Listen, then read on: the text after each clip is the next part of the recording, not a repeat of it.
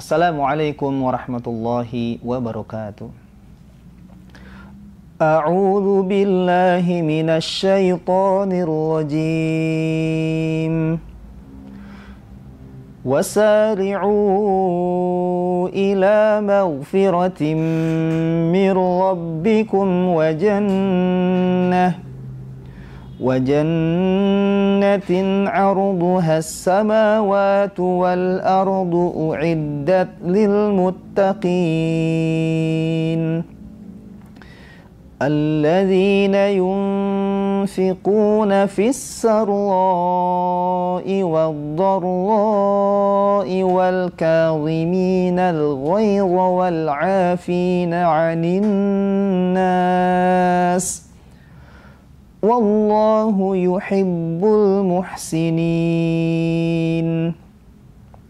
والذين إذا فعلوا فاحشة أو ظلموا أنفسهم ذكروا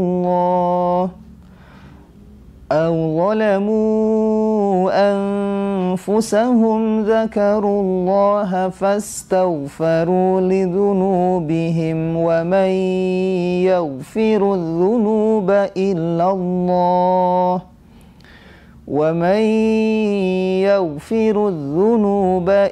الله ولم يصروا على ما فعلوا وهم يعلمون أولئك جزاؤهم مغفرة من ربهم وجنات تجري من تحتها الأنهار خالدين فيها ونعم أجر العاملين. Sadaqallahul azim. Wassalamualaikum warahmatullahi wabarakatuh. Assalamualaikum warahmatullahi wabarakatuh. Alhamdulillahilladzi arsala rasulahu bil huda wa dinil haq liyudhhirahu 'ala dini kullihi wa kaffa billahi syahida. Asyhadu an la ilaha illallah wahdahu la syarikalah wa asyhadu anna Muhammadan abduhu wa rasuluh alladzi la nabiyya wa la rusula ba'da. Puji dan syukur kita panjatkan kepada Allah Subhanahu wa taala yang hari ini masih senantiasa memberikan kenikmatan kepada kita, kesehatan, nikmat keimanan, nikmat bersilaturahim, nikmat menuntut ilmu, dan nikmat-nikmat lain yang tidak pernah bisa kita hitung satu persatu. Salawat dan salam semoga senantiasa tersampaikan kepada tauladan kita, junjungan kita, yakni Rasulullah Muhammad sallallahu alaihi wasallam, kepada keluarganya, para sahabat, tabi'in, tabi'ut tabi'in, juga umatnya sampai akhir zaman. Apa kabar sahabat PKS TV dimanapun Anda berada? Alhamdulillah di hari ini, pagi hari ini, kita bersama-sama bisa kembali hadir dalam kajian pagi PKS TV Jawa Barat. Dan sangat istimewa di pagi hari ini kita kehadiran guru kita, ya, kita kehadiran Ketua Umum DPW PKS Jawa Barat, yaitu Kang Haru Suwandaru. Lengkapnya Ustadz Dr. Haji Haru Suwandaru MT. Assalamualaikum Kang Haru. Assalamualaikum. Insyaallah, alhamdulillah, waktu sibuk tapi tetap bisa hadir ya untuk sama-sama berbagi ilmu di pagi hari ini. Dan tema kita ya di kesempatan pagi hari ini akan berbicara langsung dari yang mempraktekannya, ya, yaitu tentang Islam dan kepemimpinan, ya. Kita akan melihat bagaimanakah Islam ini memandang kepemimpinan, bagaimana Islam berbicara tentang aspek kepemimpinan, apakah mungkin nanti kita bisa lihat dari sejak zaman Rasulullah, ya, bahkan sampai dengan hari ini. Nah, untuk itu kita simak baik-baik, kita simak dengan seksama apa yang akan disampaikan oleh Kang Haru. Kang Haru, mangga, ya, boleh langsung. Baik, bismillahirrahmanirrahim. Assalamualaikum warahmatullahi wabarakatuh. Waalaikumsalam warahmatullahi wabarakatuh. Alhamdulillahirrahmanirrahim. Nahmaduhu wa nasta'inuhu wa nastaghfiruh. Wa na'udzu billahi min syururi anfusina wa min sayyiati a'malina. May yahdihillahu fala mudhillalah wa man yudlil fala hadiyalah. Asyhadu an la ilaha illallah wa asyhadu anna Muhammadar Rasulullah. Allahumma shalli ala sayyidina Muhammad wa ala alihi wa sahbihi wasallim. Rabbi israh li sadri wa yassir li amri wa hlul 'uqdatam min lisani yafqahu qawli. Faqala Allah ta'ala fil Qur'anil Karim, a'udzu billahi minasyaitonir rajim. Bismillahirrahmanirrahim. Ya ayyuhalladzina amanu kutiba alaikumus syiyam kama kutiba 'alal ladzina min qablikum la'allakum tattaqun. Shadaqallahul adzim. Sahabat PKS TV, alhamdulillah pada pagi hari ini kita bisa kembali bertemu. Mudah-mudahan Allah Subhanahu wa taala menerima semua ibadah saum kita, Amin. tilawatil Quran kita, qiyamul lail kita, infak sedekah kita, dan semua amalan-amalan yang menyertai di bulan suci Ramadan. Amin ya rabbal alamin. Mudah-mudahan Allah Subhanahu wa taala memberikan kekuatan kepada kita untuk melaksanakan ibadah saum di hari-hari selanjutnya. Dan mudah-mudahan sebagaimana yang sering kita dengar dari para guru kita, para ustadz, ustazah, para penceramah, bahwa tujuan utama dari saum kita adalah bagaimana kita bisa menjadi pribadi yang bertakwa dan lebih bertakwa lagi insya Allah. Hari ini kita akan membicarakan tentang kepemimpinan dalam pandangan Islam. Ya. Tentu saja saum sangat erat kaitannya dengan kepemimpinan. Karena saum tujuannya adalah bagaimana ketakwaan kita meningkat. Sedangkan kita diajarkan oleh Allah Subhanahu wa taala melalui Nabi Ibrahim. Ini doa yang disampaikan oleh Nabi Ibrahim. Rabbana hablana min azwajina wa dzurriyyatina qurrata a'yun waj'alna lil muttaqina imama. Jadi kalau saum itu tujuannya bagaimana kita menjadi pribadi yang bertakwa, sementara doa kita adalah bagaimana menjadi pemimpin orang-orang yang bertakwa. Jadi bukan hanya menjadi orang bertakwa, tapi lebih daripada itu menjadi pemimpin orang-orang yang bertakwa. Ada plusnya ya. Ya, mudah-mudahan kita semua menjadi pemimpin orang-orang yang bertakwa. Karena bisa dibayangkan betapa beratnya memimpin orang-orang yang tidak bertakwa. Memimpin orang yang bertakwa saja berat, gitu ya. Apalagi memimpin orang yang tidak bertakwa, Betul. sangat berat. Nah, tentu saja kita juga tadi saya sampaikan bahwa saum mengajarkan imsak, ya, mengendalikan diri. Hal penting dalam kepemimpinan adalah pengendalian diri. Bagaimana kita bayangkan sosok pemimpin tidak bisa mengendalikan diri. Seorang ayah tidak bisa mengendalikan diri, kasihan istrinya, kasihan anaknya, gitu ya. Seorang ibu tidak bisa mengendalikan diri, kasihan anaknya, kasihan suaminya, gitu ya. Jadi aspek penting dari saum adalah aspek penting dari kepemimpinan, itu imsak. Pengendalian diri, dan itu kita pelajari ketika saum, gitu ya. Kemudian yang penting juga adalah bagaimana kita meneladani sikap wajib pada Rasul, ya. Yang pertama adalah sidik, ya. Sidik adalah kita memiliki sikap yang benar, ya. Makanya ada sahabat yang mendapatkan gelar Abu Bakar As-Siddiq. Saking terpercayanya, saking selalu yang dikatakannya benar, mendapatkan gelar dari Rasulullah Abu Bakar As-Siddiq. Tidak pernah berdusta, ya, tidak pernah berbohong, yang dikatakannya selalu benar, ya. Oleh karena itu maka seorang pemimpin harus punya sikap sidik, ya, sikap yang benar, gitu. Bagaimana kita dengan saum, ya, misalnya di kamar sendirian, nggak ada siapa-siapa, gitu, Sepi, ya. sepi, gitu ya. Tapi kenapa airnya nggak diminum? Karena kita sedang belajar menjadi orang yang jujur, sedang belajar menjadi orang yang benar, kata, hati, perbuatannya cocok, selaras. Makanya saum mengajarkan sifat sidik. Yang kedua adalah sikap amanah, ya. Amanah adalah dapat dipercaya. Ya, kita diberikan amanah, seorang suami dapat amanah istrinya, orang tua dapat amanah anak-anaknya, ya, istri juga dapat amanah menjaga kehormatan dirinya, menjaga harta suaminya, dan sebagainya. Ya, seorang ketua RT juga dia punya amanah bagaimana mengelola rukun tetangganya dengan baik. Seorang RW dia juga menjadi rukun warga yang baik, dan seterusnya. Jadi bagaimana Rasulullah Muhammad SAW ketika masih muda sudah mendapat gelar Al-Amin, dipercaya, orang yang terpercaya, ya. Dan itu beliau belum menyampaikan risalah, gitu. Jadi bekal seorang pemimpin adalah kepercayaan. Dan bahkan dalam dunia bisnis juga yang paling mahal itu terpercaya, trusted. Ya, kalau kita terpercaya maka bisnis kita akan baik, akan lancar. Tapi sekali kita merusak kepercayaan, maka sangat sulit, sangat sulit mengembalikan kepercayaan itu. Makanya modal kepemimpinan adalah kepercayaan tadi. Dan saum mengajarkan kepada kita bagaimana menjadi orang yang amanah, gitu ya. Kita dikasih dititipi barang misalnya gitu kan, sebagaimana yang menitipkannya, lalu dikembalikan dengan keadaan utuh dan sebagainya. Itulah bekal-bekal menjadi seorang pemimpin. Kemudian yang berikutnya adalah fatona, ya. Harus cerdas, ya. Pemimpin itu harus cerdas karena pekerjaannya mengambil keputusan. Banyak masalah harus diputuskan, makanya sikap wajib pada Rasul adalah fatona, harus cerdas. Kita nggak bisa dipimpin oleh pemimpin yang tidak cerdas.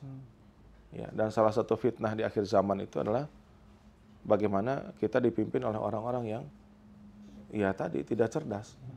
Sehingga para ulama terpaksa harus menggadaikan ilmunya, menggadaikan keyakinannya gitu ya. Karena di bawah tekanan pemimpin yang tidak cerdas gitu. Sehingga produk kebijakannya juga akan menjadi persoalan baru gitu ya. Bukan menyelesaikan masalah tapi Membuat justru masalah, ya. jadi masalah baru. Kan kalau Pegadaian mah iklannya gitu ya. Menyelesaikan masalah Tanpa masalah. Ini mah membuat kebijakan menimbulkan masalah. Masya Allah. Itu akibat tadi pemimpin tidak cerdas. Dan yang keempat adalah bagaimana pemimpin itu dia tablik ya. Dia harus komunikatif, dia harus bisa menjelaskan, memahami permasalahan, menjelaskan gitu ya kepada orang-orang yang dipimpinnya. Jangan sampai mereka tidak tahu ini arahnya mau kemana. Karena tugas pemimpin kan mengajak ya orang yang dipimpinnya mencapai sebuah tujuan, sehingga dia harus mampu ya menyampaikan idenya, gagasannya, juga mendengar ya saran, pendapat, masukan gitu. Jangan justru menutup diri ya, Ustaz, ya dari masukan, kritikan mungkin. Banyak keterbatasan sebagai pribadi, sebagai manusia biasa, sebagai pemimpin ya. Kita banyak ketidakmampuan, ketidaktahuan. Ya, sebagaimana ketika zaman Rasulullah ya, ketika akan perang Khandaq ya, lalu itu kan salah satu saran ya dari seorang sahabat ya, Salman Al-Farisi, bagaimana supaya kuda ini tidak bisa melewati, tidak bisa masuk, akhirnya digali parit begitu. Betul. Yang sebelumnya mungkin Rasulullah tidak begitu strateginya kan. Belum pernah terjadi ya. Belum pernah terjadi. Tapi ketika Rasulullah ditanya oleh sahabat, ya Rasulullah apakah ini memang firman gitu ya? Apakah ini sudah ketetapan Allah Subhanahu Wa Taala? Oh, bukan, ini dari saya aja. Kalau begitu saya boleh menyampaikan usulan gitu. Nah, jadi salah satu model kepemimpinan yang dikembangkan oleh Rasulullah bersama para sahabat adalah bagaimana pemimpin ini bisa mendengar, bisa ya akomodatif ya. Akomodatif. Jadi tidak ya mungkin karena merasa pemimpin senior diberikan amanah, jadi semua terserah dia gitu ya. Ini yang saya kira penting untuk kita terus kembangkan. Kemudian juga yang saya ingin garis bawahi adalah bagaimana ketika Rasulullah menunjuk sahabat Usamah sebagai panglima perang. Usamah bin Zaid tadi. Iya, padahal usianya baru berapa? 17 tahun. Ya, 17, 18 ya. Ya, jadi sementara ada Abu Bakar, senior ya. ada Umar, ya kan? Ada Ali bin Abi Thalib. Jadi Islam juga mengajarkan bahwa kita memberikan ruang kepada anak muda. Ya, Rasul memberikan kepercayaan kepada anak muda. Biar anak muda ini tampil di depan. Ya, jangan justru nggak dikasih ruang anak muda. Semuanya harus berdasarkan nomor urut gitu ya. Diam aja kamu di ya, belakang. Anak gitu, kecil ya. diam aja gitu kan. Justru bagaimana Rasulullah dengan para sahabat, dia bisa membangun tadi sebuah kaderisasi, sebuah regenerasi. Ya. Nah, kemudian yang berikutnya juga yang saya kira penting dalam konsep kepemimpinan dalam Islam adalah bagaimana kepemimpinan itu memberi keteladanan. Ya, jadi ini yang berat sebetulnya. Jadi pemimpin itu Rasulullah SAW memberikan titik tekan tentang keteladanan. Jadi bukan kata-kata sebetulnya yang penting itu. Betul. Bukan tulisan, bukan perintah. Kepemimpinan yang efektif itu adalah kepemimpinan by example. Kepemimpinan dengan contoh, kepemimpinan dengan keteladanan. Jadi tidak akan pernah efektif misalnya orang tua nyuruh anaknya, Sampai berbusa ya, ngaruh ya. kamu jangan merokok, gitu. Bapaknya sebenarnya Begini, merokok, ya. nggak bisa. Betul. Ya, atau kita nyuruh anak kita misalnya Ke masjid. bapaknya di rumah, nggak Nongkrong. bisa. Jadi memang harus dengan contoh, dengan keteladanan. Ya, bagaimana ketika Rasulullah memimpin perang, ya, tidak nyuruh para sahabat ayo di depan, gitu. Rasulullah di belakang, enggak. Ya, bersama Rasulullah ketika mau perang Uhud kan, surah dulu. Ini kita mau perangnya mau bertahan di kota Madinah atau kita mau keluar. Gitu kan. Setelah surah, karena banyak yang nggak ikut perang Badar, anak muda semangat kan. Banyaknya usulnya kita keluar. Gitu. Ya sudah, kalau surahnya begitu, akhirnya diputuskan keluar. Para sahabat nggak enak gitu ya, yang muda-muda ini. Ya Rasulullah katanya, kalau engkau mau di Madinah, kita di Madinah aja. Kata Rasulullah, ya. Saya sudah pakai baju perang ini katanya. Dan haram bagi seorang Rasul, sudah pakai baju perang dibuka lagi. Ayo kita lanjutkan. Jadi keputusan yang sudah diambil atas syuro, kemudian ditunaikan. Ditunaikan. Ya? Jangan sampai pemimpin itu mencela-mencela. Hari ini bilang A, besok B. Besoknya C lagi. Mereka kan di bawahnya bingung gitu. Jadi walaupun pahit ya udah laksanakan sebagaimana hasil syuro. Jadi pemimpin itu bukan tugasnya mengubah hasil syuro, bukan. Pemimpin itu memimpin bagaimana melaksanakan hasil syuro. Jadi jangan sampai kita jadi pemimpin mentang-mentang pemimpin, kemudian membatalkan hasil syuro. Merubah hasil. Hasil. Ini juga penting. Nah, jadi saya kira ini penting, termasuk juga salah satunya adalah yang saya terkesan ya dengan kepemimpinan para sahabat setelah Rasulullah ya, yaitu ketika Khalifah Umar bin Khattab, ketika sedang menjadi khalifah lalu mencari gubernur, dan Khalifah Umar membentuk tim pansel. Kalau kita pansel ada beberapa calon dan keputusannya adalah Abdullah bin Umar. Lalu disampaikan ke khalifah, hasil seleksi kami hasilnya adalah Abdullah bin Umar. Anaknya. Ya coba cari yang lain katanya. Jadi kan hasil suruhnya demikian khalifah. Oh iya betul katanya. Kalau bukan saya yang khalifah silahkan aja katanya. Coba karena saya khalifah, Abdullah bin Umar itu anak saya, dicoba cari yang lain. Tapi ini terbaik, orang soleh. Iya kan yang soleh banyak katanya. Selain anak saya. Malah nggak mau ya? Malah nggak mau. Saya melihat ini yang jarang. Ya. Sekarang ini jarang. Betul. Jadi kata beliau itu cukup satu Umar. Kalau baik, maka baik semua Umar. Akan membawa nama harum untuk keluarga. Tapi kalau jelek, yang ini aja yang jelek katanya. Umar yang ini. Umar-Umar yang lain nggak ada hubungannya. Nah ini yang saya kira agak jarang sekarang. Ya. Suaminya kepala daerah, habis selesai 2 periode pengen sama istrinya. Naik ya, gantian. Naik atau sama anaknya gitu. Ya. Atau menantunya gitu. Nah, saya kira ini yang mungkin ke depan perlu kita melakukan introspeksi ya. Jangan sampai kita ini semakin jauh dari konsep, dari nilai kepemimpinan zaman Rasulullah. Ya, jadi pemimpin adalah bos. Jadi teman-temannya, anggotanya itu memandang pemimpin itu bukan pemimpin, tapi bos. Kalau bos itu kan di kantor, di perusahaan, owner, gitu. Jadi ya tidak ada cinta kasih. Instruksi. Kalau tidak ikut pecat. Saya kira itu yang mungkin perlu kita kita jauhi. Ya. Kecuali kalau itu perusahaan punya sendiri terserah itu ya, nggak ada permasalahan. Tapi kalau di ruang publik, betul.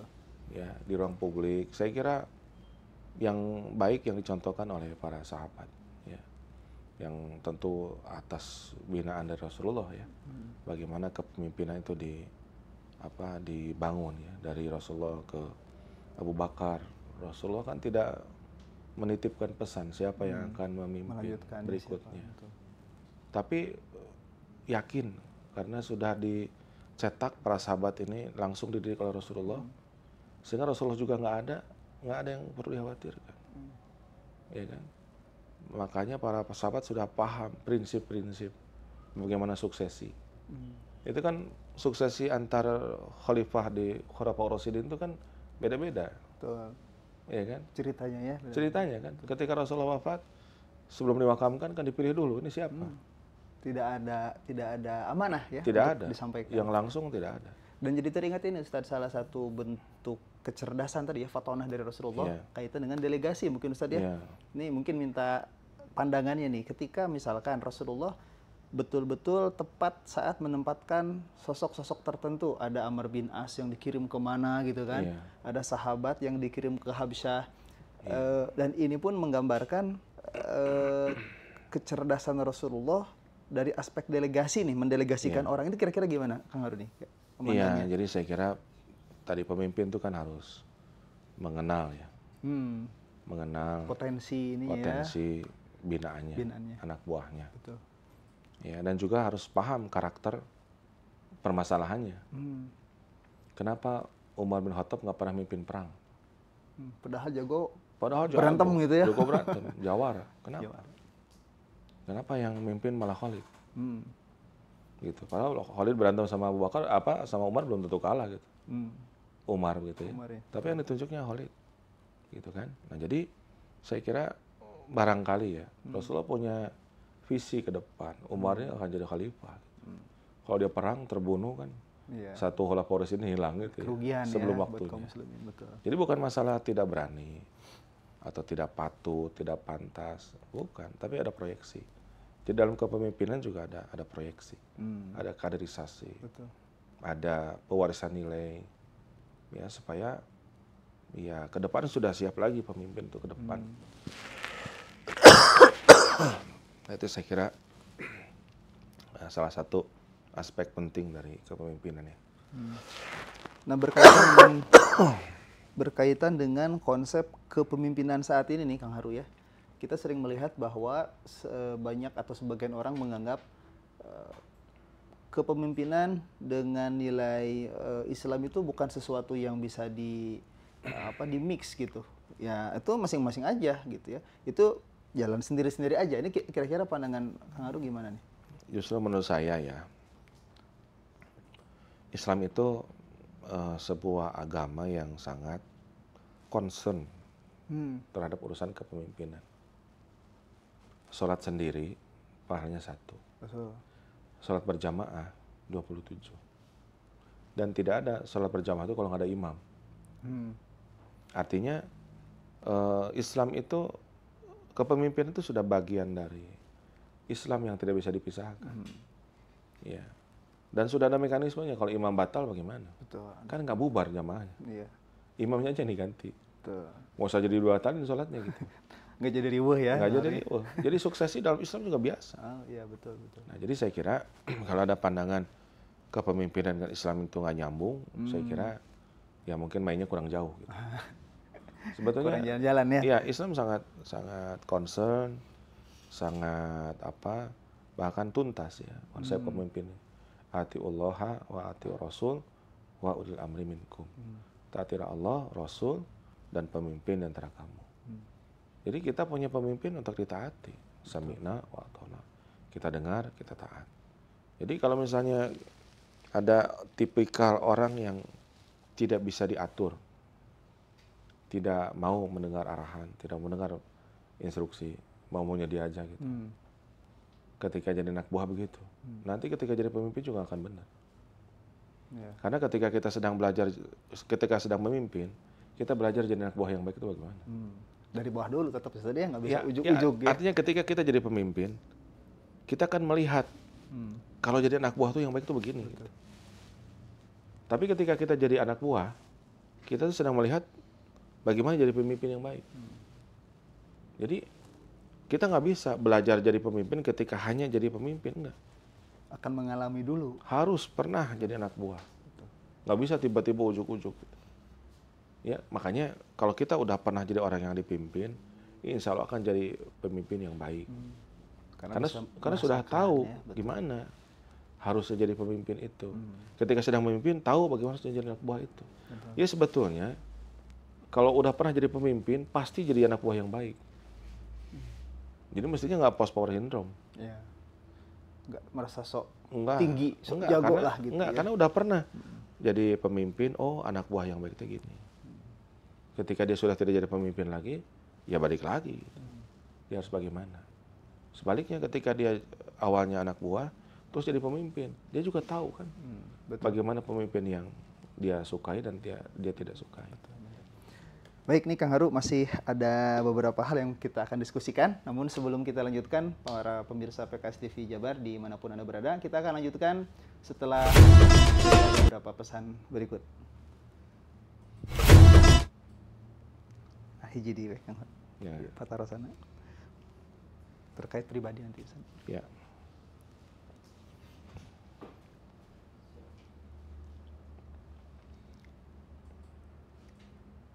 Masih bersama dengan kajian pagi PKS TV Jawa Barat, dan pagi hari ini diskusi kita cukup hangat ya bersama dengan Ketua DPW PKS Jawa Barat Kang Haru Suwandaru berkaitan dengan Islam dan kepemimpinan. Ada satu pertanyaan yang ingin saya sampaikan nih Kang Haru, ini berkaitan dengan Kang Haru ini kan sebagai Ketua DPW nih gitu ya kan, sebagai orang yang memimpin banyak personal gitu. Nah, tentu tidak semua orang itu jadi seorang ketua, jadi kepala bidang, ya, ataupun jadi pimpinan di tempatnya masing-masing. Ada sebagian besar kita yang justru kita berada sebagai pribadi masing-masing nih. Nah, kaitan konsep kepemimpinan dengan kita sebagai pribadi nih, Kang Haru ya, kira-kira Kang Haru memandangnya seperti apa? Iya, tadi saya mau terakhir bicara kan. Seorang pemimpin yang baik itu pasti dia anak buah yang baik. Kalau dia pernah jadi anak buah yang baik, insya Allah jadi pemimpin yang baik. Nggak mungkin satu organisasi itu isinya pemimpin semua. Oh itu bubar organisasinya. Bukan organisasi justru Bukan, namanya. pemimpin aja semuanya. Kamu kenapa nyuruh saya? Jadi paguyuban para ketua jadinya ya. Ya, kamu siapa? Nggak akan selesai. Atau sebaliknya, Ya. isinya anggota semua. Nggak ada pemimpin. Nggak beres juga. Jadi saya ingat pesan Ustaz Hidayat Nur Wahid. Kamu jangan memimpin kecuali kamu diminta. Mungkin kita ada kecenderungan ya. Kita tes senang gitu kalau diberikan amanah jadi pemimpin. Tapi kita harus ingat baik-baik bahwa yang namanya kepemimpinan itu amanah, titipan. Pasti akan diminta pertanggungjawaban. Gitu. Jadi di dunianya amanah, di akhirnya penyesalan. Makanya kan kata Rasulullah, jangan berikan amanah kepada yang meminta. Gitu. Jadi ya Islam tuh ajarannya begitu. Jadi kita tidak meminta amanah, tidak meminta jabatan. Tapi kalau kita ditugaskan, kita laksanakan. Betul. Kalau kita diminta, kita laksanakan. Maksimalkan. Ya, ketika kita mendapatkan tugas dari pimpinan kita mendengar dan kita taat. Dan mereka taat kepada Allah, kepada Rasulnya gitu. Jadi sebetulnya sama-sama ya. Jadi pemimpin mulia, jadi anggota juga mulia. Karena nggak bisa ketua itu menyelesaikan pekerjaannya. Pemimpin menyelesaikan pekerjaannya kalau nggak dibantu sama anggota. Betul. Dan anggota juga akan kebingungan kalau nggak ada pemimpin. Jadi itu hanya pembagian tugas. Dan akan bergilir. Nggak mungkin orang itu memimpin terus, nggak mungkin. Misalnya Islam juga tidak mengenal pemimpin seumur hidup. Iya kan? Makanya di RT kan ada batasnya berapa periode. Di RW gitu. Yang ada batas itu orang tua. Guru. Nggak ada batasnya. Selalu membina, mengarahkan. Nggak ada istilah itu mantan guru saya, nggak ada. Itu guru saya. Betul. Kalau pemimpin mungkin ada masa jabatannya. Nggak bisa, apalagi pemimpin formal, pemimpin publik. Kalau pemimpin yayasan, ketua DKM, sebenarnya bisa seumur hidup juga, gitu. Tergantung jamaah. Kebijakannya ya. Tergantung jamaahnya gitu. Dan yang bersangkutan masih bersedia atau tidak. Tapi kalau pejabat publik pasti akan ada batasnya.